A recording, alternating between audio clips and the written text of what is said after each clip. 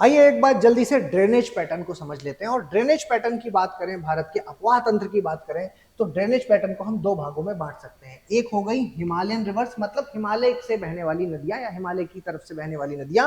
दूसरी हो गई पेनिनसुलर रिवर्स, मतलब प्रायद्वीपीय पठार में बहने वाली नदियां।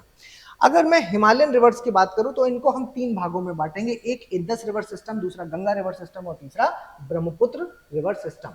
इसके अलावा अगर मैं पेनिनसुलर रिवर्स की बात करूं तो ऐसी नदियां जो अरेबियन सी की तरफ बहती हैं, मतलब अरब सागर की ओर बहती हैं, उनको हम एक तरफ ले लेंगे। और जो बे ऑफ बंगाल यानी कि बंगाल की खाड़ी की तरफ बहती हैं, उनको हम दूसरी तरफ ले लेंगे। तो मतलब rivers flowing towards the Arabian Sea and rivers flowing towards the Bay of Bengal.